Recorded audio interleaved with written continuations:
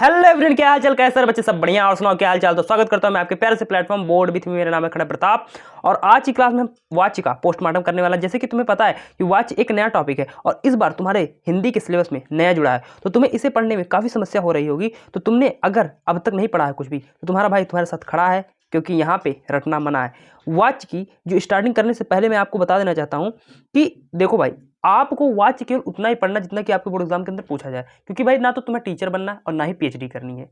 ठीक, तो उतना पढ़ना जितना बोर्ड एग्जाम में पूछा जाए। तो चलिए क्लास स्टार्ट करते हैं बिना देरी किए हुए। सबसे पहले देखिए, हम लोग पढ़ते भाई वाच जो है इसके तीन लड़के। सिंपल से वाच जो है इसके तीन लड़के कौन कौन है? एक कृतवाच है, एक कर्मवाच है, एक भाववाच है। क्लियर बात। अब समझते हैं कृतवाच क्या होता है। कृतवाच वह होता है जिसमें भाई कर्ता की प्रधानता होती। क्या होती है? कर्ता की प्रधानता होती, यानी आपको स्टार्टिंग में इसके अंदर कर्ता देखने को मिलेगा। क्लियर बात। दूसरा पॉइंट, इसके अंदर एक चीज और भी ध्यान रखना है कि इसमें भाई कर्ता के साथ अगर किसी भी सेंटेंस के अंदर किसी भी कोई वाक्य दिया, उसके अंदर कर्ता के साथ में ने दिया रहे तो समझ जाना कृतवाच। क्लियर बात। ये कृतवाच का मामला हो जाता है डन। आगे बात करते हैं कर्मवाच क्या होता है। कर्मवाच में आपको कर्ता के साथ या तो के द्वारा शब्द देखने को मिल जाए वाक्य के अंदर, या फिर कर्ता के साथ से नामक शब्द मिल जाए, तो समझ जाएंगे कि कर्मवाच है। मामला डन। आगे बढ़ते हैं, भाववाच को समझते हैं।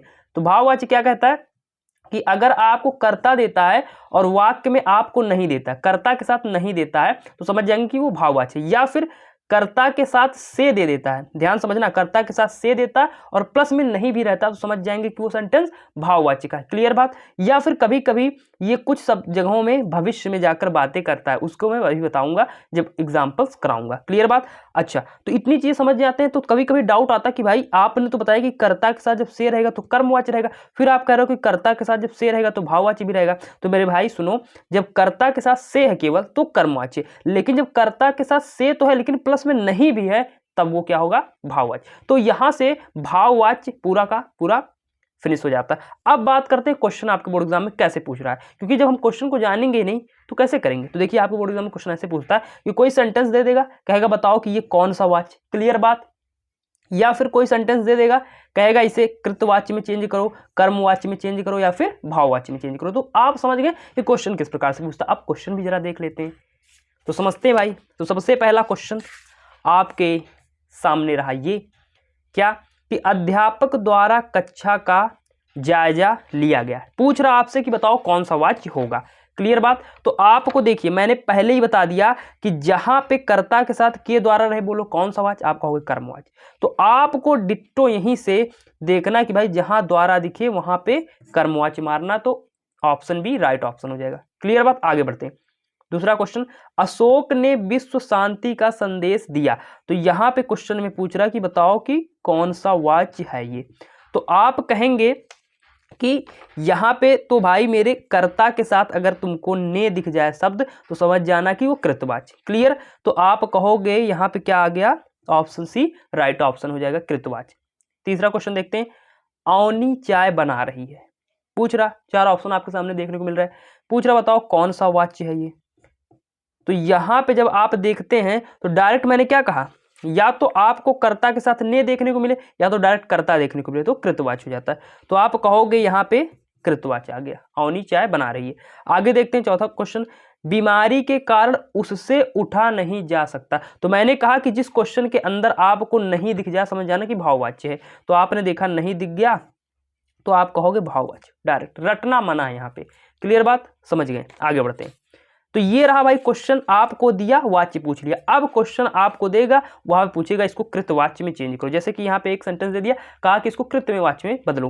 क्या दिया कि दुकानदार द्वारा उचित मूल्य लिया गया, कह रहा है कृतवाच्य बदलो। तो आपको सबसे पहले वहां पे अपने दिमाग में सोचना कि भाई कृतवाच्य के अंदर हमने क्या पढ़ रखा था। कृतवाच्य के अंदर हमने पढ़ रखा था या तो सिंपल से कर्ता आएगा या तो कर्ता के साथ ने आएगा। तो बताओ, देखो जल्द से जल्द किस एग्जाम्पल में कर्ता के साथ ने है या फिर कर्ता डायरेक्ट दिया। तो आप कहोगे यहाँ पे दुकानदार के साथ के है तो ये तो ऑप्शन रहेगा नहीं, दुकानदार के साथ से है तो ये तो ऑप्शन रहेगा नहीं, दुकानदार के साथ ने है तो सी ऑप्शन राइट हो जाएगा। क्लियर बात। आगे बढ़ते हैं। छठा क्वेश्चन, अनेक पाठकों से पुस्तक की अनेक पाठकों ने पुस्तक की सराहना की। पूछ रहा कर्मवाच्य बताओ। तो आपको सिंपल से याद रखना कि कर्मवाच्य के अंदर क्या आना चाहिए, के द्वारा या फिर से आना चाहिए। तो आपको खोजना कि के द्वारा कहाँ है। पहले में आपने खोजा, कहाँ नहीं है, कट कर दिया। दूसरे में खोजा, कहाँ नहीं है, कट कर दिया। तीसरे में खोजा, अनेक पाठकों द्वारा देखने को मिला, ऑप्शन सी राइट ऑप्शन। भाई तुमको रटना नहीं है, समझ गए, ऑप्शन टिक करते हुए आगे बढ़ो। ठीक, तो इस प्रकार से हो गया। अब और क्वेश्चन देख लेते हैं। जैसे यहाँ पे एक क्वेश्चन है कि सुमन जल्दी नहीं उठती, तो कह रहा भाववाची बनाओ। तो मैंने आपको स्टार्टिंग में ही कहा कि भाववाची में क्या होना चाहिए भाई, कि कर्ता के साथ से प्लस नहीं आना चाहिए, कर्ता के जस्ट बाद से। देखो कर्ता के जस्ट बाद कहाँ से आ रहा है, यहाँ पे सुमन के बाद तो से आया नहीं, तो ऑप्शन ये कैंसिल हो गया। सुमन के बाद फिर से नहीं दे रहा, कैंसिल हो गया। फिर से यहाँ पे भी कैंसिल, डी ऑप्शन में सुमन से जल्दी नहीं उठा जाता, ऑप्शन डी राइट ऑप्शन। 8वां क्वेश्चन देखते हैं कि देशभक्तों की शहादत को आज भी याद किया जाता है। पूछ रहा कि बताओ कर्मवाची क्या होगा। तो आप क्या कहेंगे कि इसमें कर्मवाची बताना, तो जिसके क्वेश्चन के अंदर द्वारा देखने को मिल जाए, समझ जाएंगे कि भाई वो क्वेश्चन क्या है, वो क्वेश्चन है भाई कर्मवाची।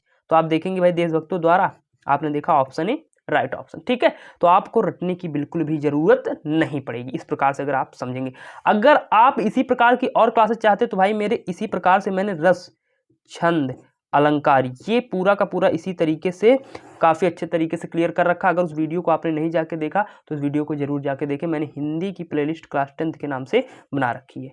चलिए क्लास को एंड करते हैं। Thank you.